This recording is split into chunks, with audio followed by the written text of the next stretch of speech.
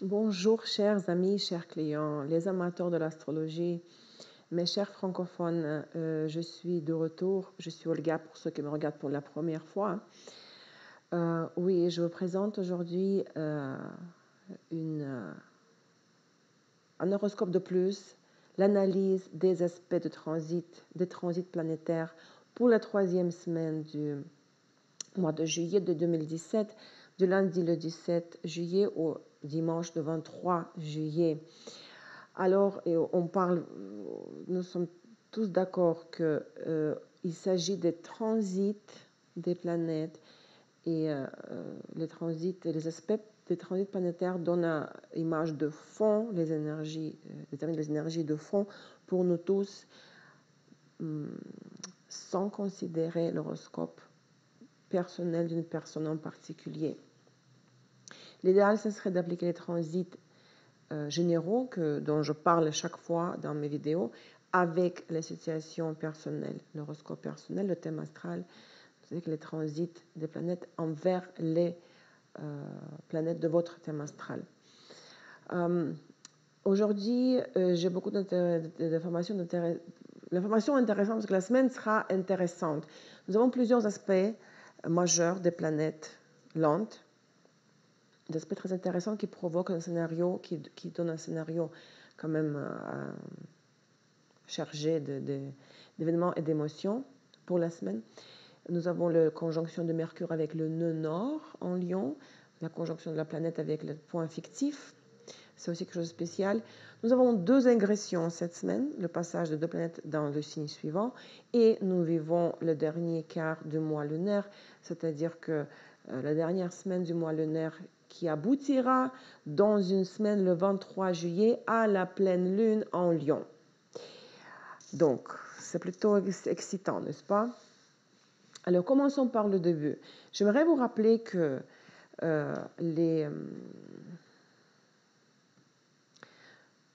donc, le 16 juillet, le dimanche, commence le dernier quart du mois lunaire. En principe, la période qui va de la pleine lune jusqu'à le dernier quart, donc jusqu'à la nouvelle lune dans 2 semaines, tous les processus sont en voie d'achèvement. Le gros travail est fait. Nous avons investi notre potentiel maximal dans les affaires que nous avons réalisées autour de la pleine lune. Et aujourd'hui, donc durant les 2 semaines, et surtout durant la dernière semaine avant la nouvelle lune, il ne reste plus qu'à utiliser pleinement les ressources et terminer les ressources qui restent, et terminer les affaires qui restent. Il est conseillé, ça ne serait pas raisonnable et sage, d'entamer les projets qui prendraient du temps. Ce serait plus raisonnable d'entamer que les projets qui peuvent être achevés avant la nouvelle lune, ça veut dire maintenant, là, les projets qui prendront 1, 2, 3 jours, maximum 1 semaine. Si nous voulons commencer quelque chose d'important qui prendrait plus qu'une semaine, il faudrait patienter jusqu'au prochain cycle et de commencer ce nouveau projet à partir de lundi prochain, le 24 juillet.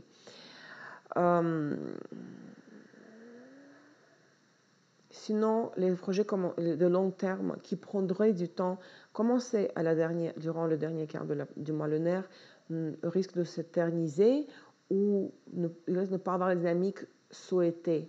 D'accord? C'est le moment d'achèvement, de tirer les conclusions, de faire un grand travail de l'appartement, de vider les armoires, les tiroirs, l'ordinateur, nettoyer tout ce qu'on peut nettoyer notre tête aussi, vider notre tête, expirer et laisser la place libre pour pouvoir aspirer l'air frais, nouveau, nouvelles idées, nouveaux projets à partir de la nouvelle lune du dimanche. D'accord? Au début de la semaine, notre Vénus va former 2 aspects majeurs. Lundi, Vénus en Gémeaux forme carré avec Neptune en Poisson. Et lundi, le 18 juillet, Vénus en Gémeaux forme le trine 120 degrés avec Jupiter en Balance. Ce sont deux aspects qui ont des natures quand même un petit peu différentes, contradictoires. Le premier aspect est difficile, le deuxième est harmonieux. Les énergies de ces deux aspects se mélangent, l'un n'annule pas l'autre. Il faut les vivre. On n'a pas d'autre choix. Nous allons vivre ces énergies de ces deux aspects. C'est toujours amusant de regarder quand deux aspects de nature différente ont lieu le même jour ou les 2 jours consécutifs. Qu'est-ce qui se passe durant le carré Vénus-Neptune? Ce jour-là, hein, le 17, plus ou moins 2 jours, il est préférable de reporter les achats majeurs et les transactions, transactions financières sérieuses et importantes, car maintenant nous pouvons malheureusement juger mal la situation et tant que dans le domaine commercial, d'affaires ou personnel, parce que Neptune, c'est le carré Vénus-Neptune, c'est l'aspect des illusions, lorsque nous nous trompons dans l'évaluation d'une situation liée à l'argent et à l'amour, tout simplement. Ça ne veut pas dire qu'il faut pas aller au magasin, faire les achats. Il faut éviter les achats majeurs car nous risquons de nous tromper ou il y a un risque que nous soyons victimes d'un mauvais calcul de la part du vendeur. D'accord? Et nous, on se trompe dans le prix, on paie le prix qui ne correspond pas à la valeur du produit. En même temps, le jour suivant, donc mardi le 18, ce trine Vénus-Jupiter donne l'occasion d'obtenir ce dont nous avons rêvé, de réaliser, mettre en pratique nos idées, car Jupiter, c'est la planète de l'expansion, des opportunités, de la chance, de la richesse, n'est-ce pas? C'est un aspect qui est absolument excellent, fabuleux, très constructif et favorable à des échanges et financiers et amoureux. Dans les relations proches et fiables, ce jour-là, peuvent donner un éclat des sentiments vivants, des sentiments inhabituels, ou même une touche quelque chose de particulier dans l'intimité aussi entre les deux partenaires.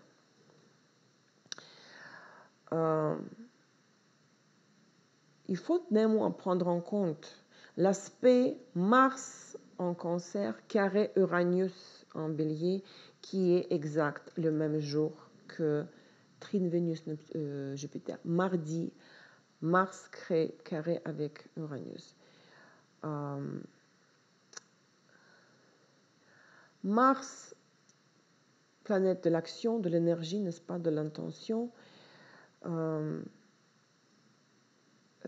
J'ai perdu un petit peu mon aspect. Crée un aspect difficile, d'accord. Voilà. Je ne sais pas si vous êtes familier, certains de vous peut-être, avec la terminologie astrologique. Nous considérons qu'il y a tout un tableau qui décrit les positions des planètes dans les signes. Il y a des positions faibles, fortes et neutres. Donc la position de Mars en Cancer, c'est une position faible, on appelle ça en chute, parce que la position de Mars dans le signe opposé, en Capricorne, ce serait la position justement forte. Qu'est-ce que ça veut dire? Déjà à la base, carré, Mars, Uranus, un aspect lourd, difficile, voire dangereux. Et surtout en considérant que Mars est en Cancer et en chute, qu'est-ce que ça veut dire lorsque Mars est en chute, Mars en Cancer est en chute? Ça veut dire que les qualités martiennes normales de la planète sont violées. La planète à la base est une planète de feu qui symbolise l'action. L'action ne peut pas être caractérisée que par l'élément de feu, même dans les cartes de tarot. Les bâtons, c'est le feu, c'est l'action. D'accord? Donc, ces qualités martiennes sont manifestent par la mauvaise façon, ils sont dirigés ailleurs, pas correctement, l'énergie de la planète Mars. Les gens qui ont Mars dans le thème astral en Cancer sont des gens assez inertes, ils ont du mal à faire le premier pas, à agir au début, s'enflammer. Ils sont très tenaces, parce que le signe de Cancer est tenace. Une fois ils sont engagés dans le processus, il est possible de les arrêter. C'est carrément impossible. Donc, ça veut dire que durant le carré Mars en Cancer avec Uranus, il faudrait se méfier des explosions spontanées de la colère, éviter les conflits où nous ne sommes pas sûrs de notre victoire, et en particulier dans les relations, dans les situations potentiellement menacées de violence. Donc, Mars et l'énergie, ce n'est pas Mercure, la communication. Durant ce carré avec Uranus, il y a un risque des disputes, même physiques, des bagarres. Si des gens, soit nous les provoquons, soit les autres provoquent vers nous. D'accord. Aussi, pendant cet aspect mardi, nous devrions essayer de ne pas trop travailler, ne pas faire trop d'efforts physiques et ne pas être surexcité inutilement, d'accord, même nerveusement, surtout l'après-midi. Vu que Mars en Cancer et Cancer symbolise la famille, il est préférable de ne pas essayer de résoudre les problèmes familiaux maintenant, car ça va mener à rien, ça va juste causer un conflit. Mais en même temps, c'est le moment de rompre les liens dans lesquels nous ne sommes plus intéressés, les relations, engagements qui sont épuisés ou usés, quelque chose pour quoi nous n'avions pas jusqu'à maintenant, par exemple, le courage ou la possibilité de s'y pencher, de pencher sur ça, de réfléchir à ça. Et ce sera le moment, le transit va enclencher cette rupture qui, dans les situations où c'est inévitable, d'accord. Cette rupture va se faire rapidement, de manière décisive, si la situation doit se terminer. Quelque chose qui ne doit pas se terminer ne va pas se terminer. Le transit ne va rien affecter. Je vais juste revenir un petit peu en arrière. Là, j'ai mentionné les trois aspects majeurs du début de la semaine. Je vais juste mentionner aussi l'aspect actuel de la Lune de lundi. La Lune, lundi, le 17, elle va être le matin en bélier. Elle va former la conjonction Uranus, ce qui va causer une grande nervosité et l'insomnie pour beaucoup de nous, surtout si vous êtes par exemple dans le pays où l'aspect correspond à la période de la nuit, il y aura seulement une insomnie pour vous, et surtout si vous vivez déjà à la base un disconfort dans votre vie causé par les problèmes dans une relation ou par un malaise physique. Plus tard, déjà le matin après cet aspect conjonction Lune-Uranus, la Lune passe en Taureau, et pendant ce transit, durant toute la journée de lundi, ce serait très bien de s'occuper de l'apparence, d'aller chercher les procédures, les soins cosmétiques, soins de beauté, d'acheter des vêtements, des accessoires. Donc, mardi, le 18, nous avons dit que Vénus est en trigone avec Jupiter, Mars est en carré avec Uranus. Et qu'en est-il de la Lune? La Lune est toujours en Taureau, elle est en Taureau depuis lundi matin.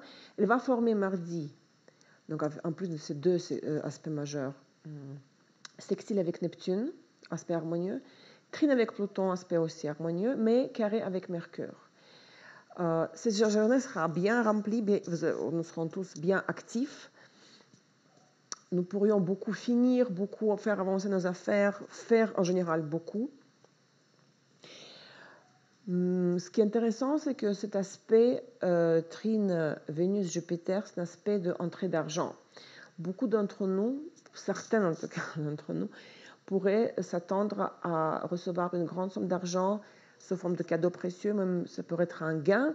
En fait, ce qui se passe, c'est que surtout si nous considérons par exemple les transits des autres planètes envers notre Vénus, dans notre thème astral, d'accord? Ça, c'est le tableau que j'utilise même pour moi-même depuis plusieurs années pour voir quand est-ce que je vais toucher l'argent, quand est-ce que je vais dépenser.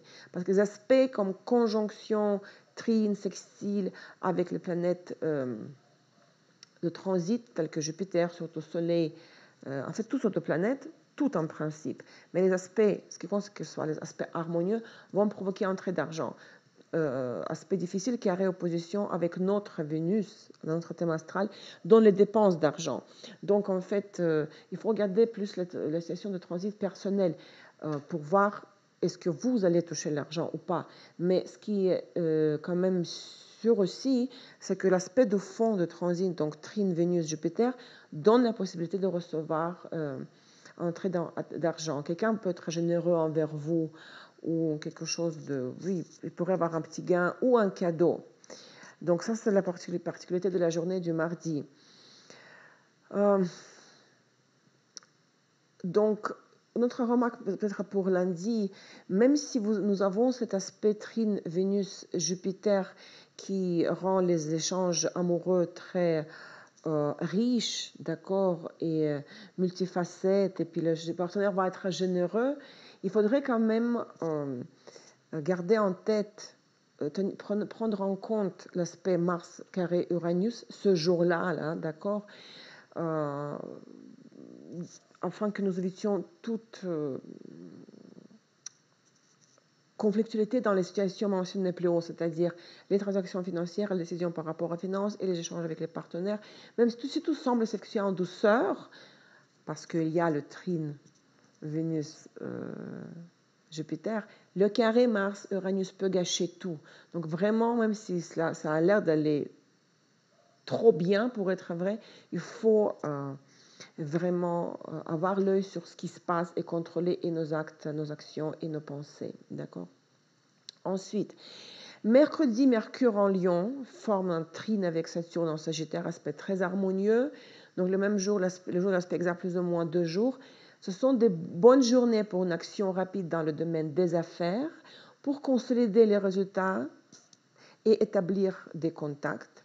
C'est une période favorable pour étudier et pour l'interaction avec les organismes gouvernementaux officiels. D'accord? C'est le lieu de Saturne.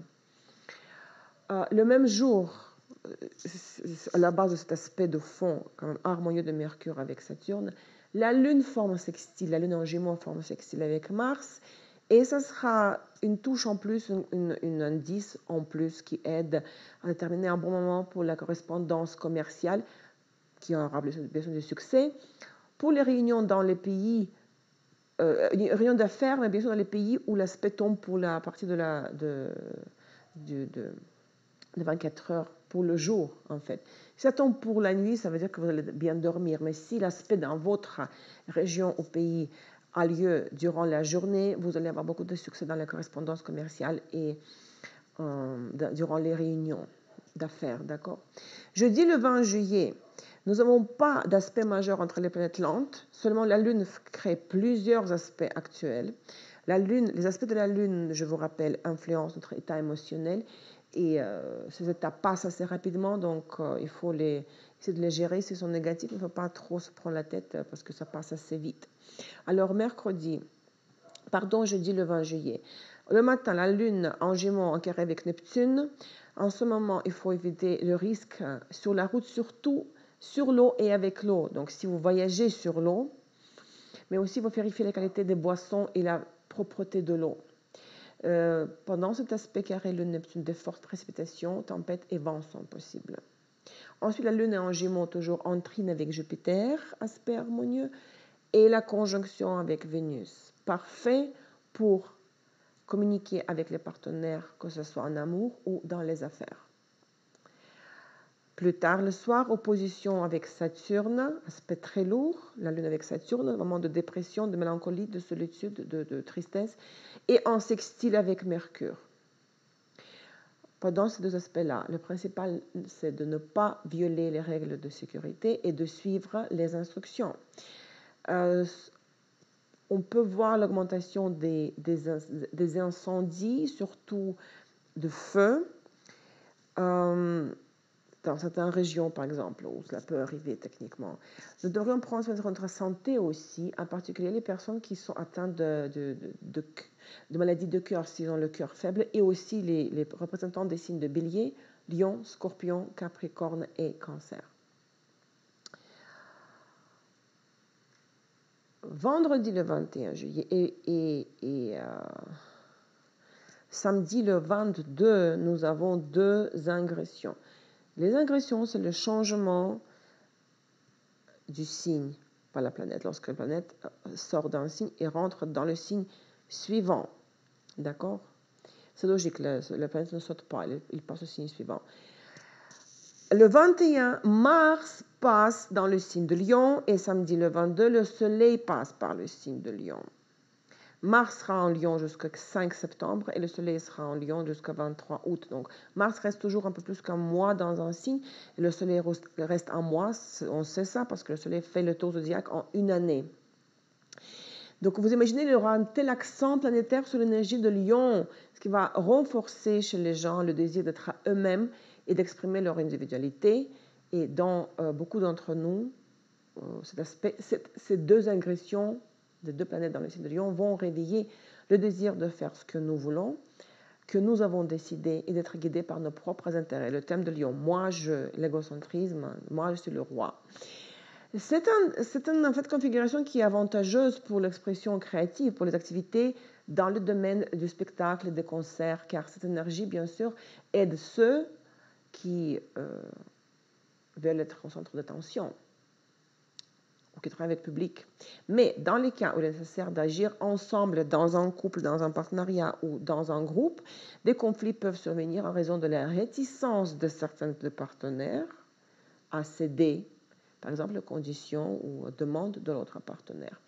Et bien sûr, les tentatives d'agir à leur manière peuvent rencontrer de la résistance de la part de l'entourage.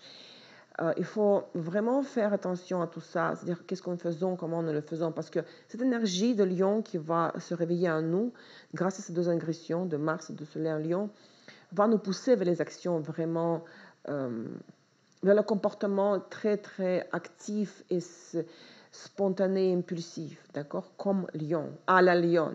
Mais pourquoi il faut vraiment faire attention? Parce qu'il n'y a pas de mal d'avoir Mars en Lion. Ce qui se passe, c'est qu'à partir de la fin de juillet, nous rentrons dans la saison des éclipses.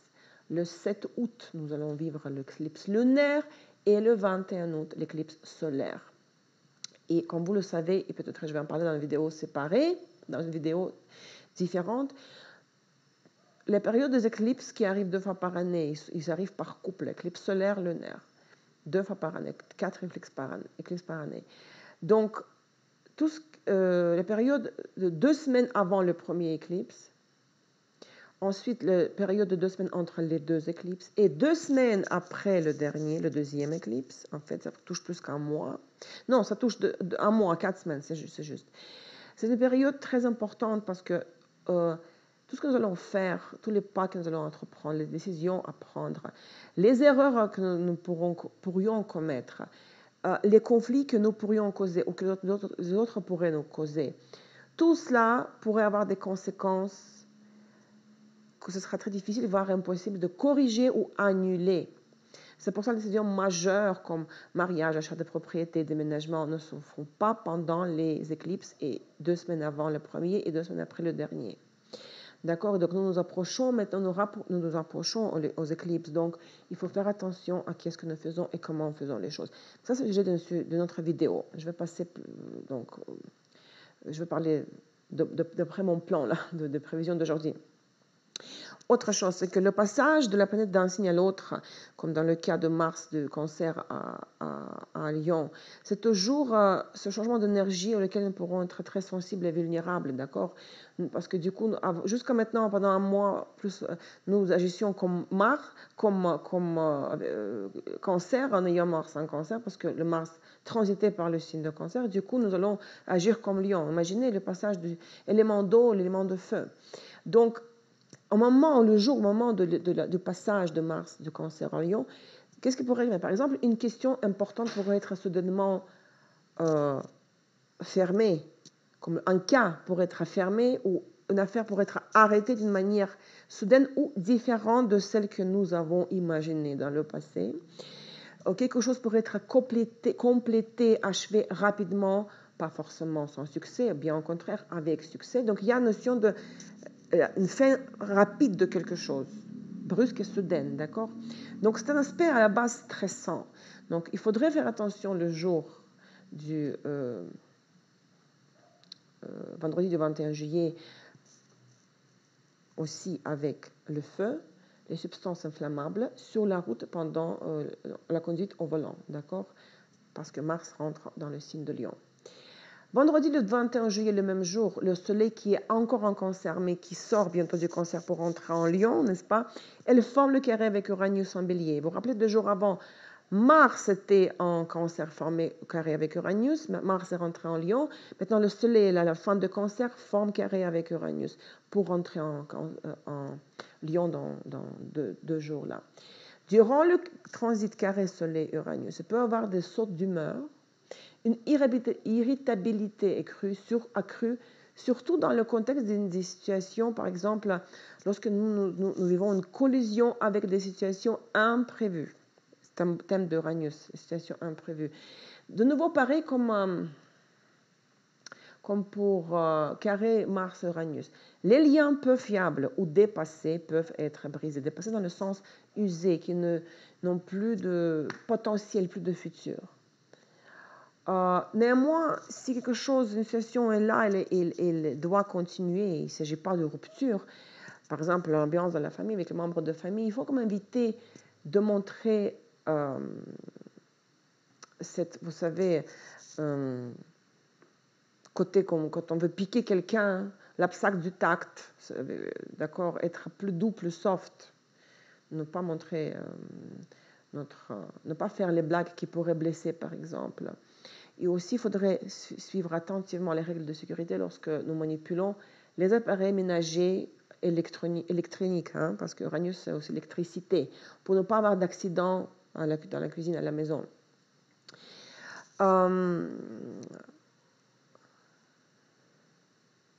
Ce qui adoucit un petit peu cet aspect de fond, donc carré soleil, Uranus, c'est l'aspect de la Lune en Cancer qui est en sextile avec Uranus, d'accord, aspect harmonieux. Donc ce jour-là, nous pourrons obtenir une proposition inattendue, par exemple, ou nous-mêmes proposer un plan intéressant pour réaliser un de nos projets.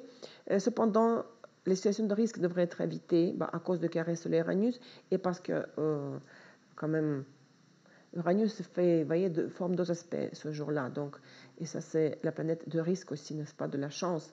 Donc, il faut éviter de prendre trop de risques. Il faut être vraiment raisonnable, rester raisonnable. Le 21 juillet, vendredi, un autre aspect très intéressant, conjonction de Mercure avec le nœud lunaire du Nord, Rahu, il s'appelle aussi Rahu, notre nom pour le nœud lunaire ascendant ou le Nord. Le nœud lunaire du Nord, le nœud lunaire, là-bas, c'est un point fictif, n'est-ce pas? Les transits envers les points fictifs. Les transits des planètes vers les points fictifs ne créent pas d'événements, ne forment pas, n'affectent pas notre état émotionnel, intellectuel, énergétique, vu que le point fictif, c'est du sujet de l'astrologie karmique. Il s'agit plutôt de choses un petit peu du mysticisme, si on peut dire.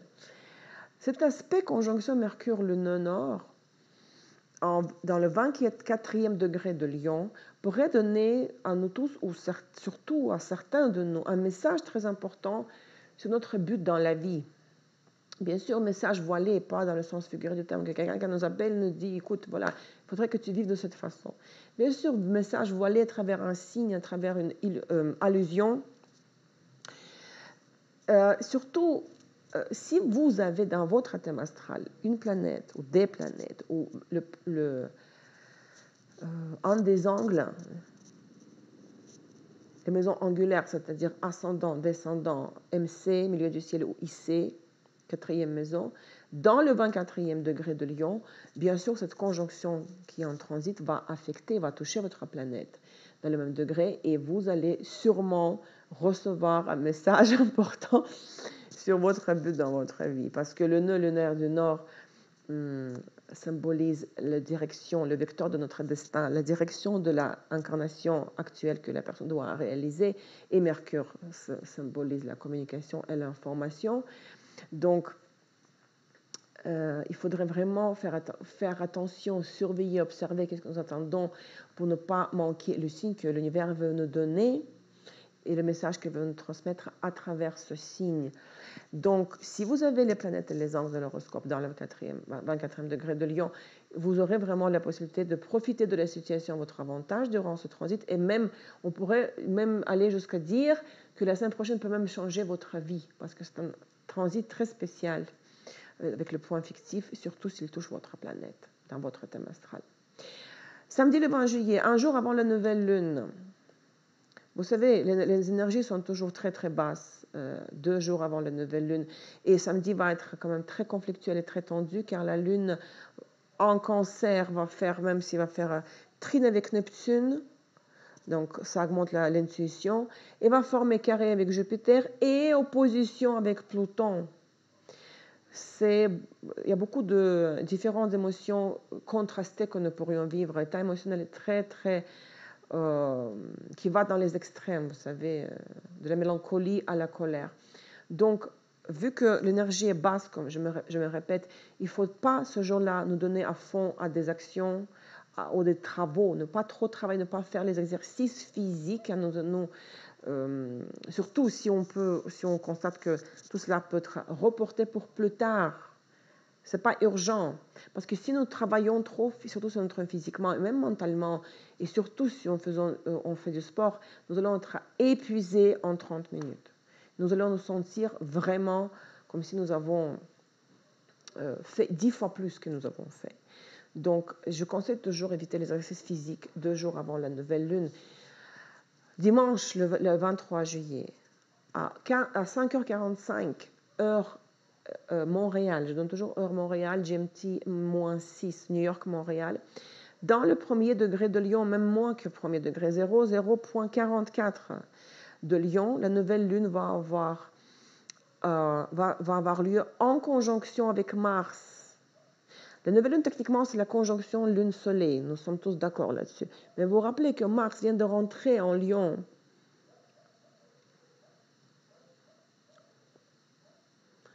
N'est-ce pas? Vendredi le 21. Et le 22, Soleil est entré en Lion. Et maintenant, la Lune, qui est rapide, elle crée la conjonction avec Soleil qui dans la nouvelle Lune. Et Mars est là. Donc, le stellium, 3 planètes en Lion. C'est un début très énergétique du mois lunaire. Vous imaginez, après 2 ingressions dans le signe de feu, la nouvelle Lune a lieu dans le même signe.